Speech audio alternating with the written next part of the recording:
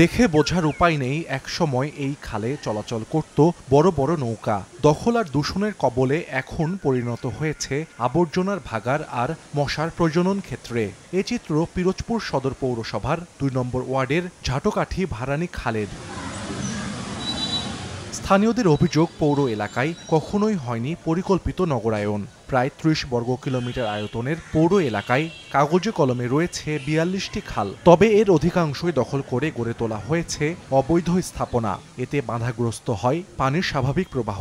ড্রেনের সঙ্গে খালের সংযোগস্থলে জমে গেছে আবর্জনা। এতে ড্রেন থেকে খালে পানি নামতে না পারায় সৃষ্টি হয় জলাবদ্ধতা। বিভিন্ন বাথরুমের লাইনের যে সরেজ, যে আমরা যেটা পাইপগুলো বলি, সব খালের সাথে দেওয়া।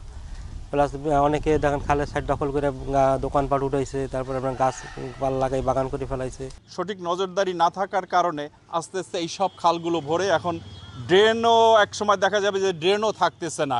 মশা মাছি এবং ময়লা আবর্জনার ভাগাড়ে পরিণত হয়েছে খাল দুটি মৃত প্রায়। জোয়ার ভাটা নাই, তার জন্য পানি সরেও না, দুর্গন্ধ হয়ে যায় পরিবেশ, মানে বিস্তৃত অবস্থা একেবারে। দামোদর নদী এখন খালে ড্রেনে পরিণত হয়েছে, তার শাখা খালের অবস্থা তো আরো খারাপ হয়ে গেছে। এই কারণে অবৈধভাবে আমরা যারা বসবাস করি দুই পাশে অবৈধভাবেই করা হয়েছে। দখল হওয়া খাল পুনরুদ্ধার ও খননের উদ্যোগ নেওয়ার কথা জানাই পৌরসভা। স্থানীয় সরকার অধিদপ্তরের আইপিসিপি প্রজেক্ট আছে, সেখানে আমাদের পিরোজপুর যে এলজিডি প্রতিনিধি আছে, নির্বাহী প্রকৌশলী মহোদয়, তাদের মাধ্যমে আমরা প্রজেক্ট ওখানে প্রেরণ করছি। আশা রাখি সামনে এটা অনুমোদন হলে আমাদের খালগুলো আমরা পুনঃখনন করতে পারবো।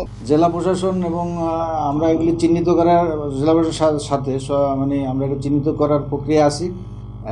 চিহ্নিত হয়ে গেলে আমরা এটা উচ্ছেদ অভিযানে যাব। পিরোজপুর পৌর এলাকায় লক্ষাধিক মানুষের বসবাস। সময় সংবাদ, পিরোজপুর।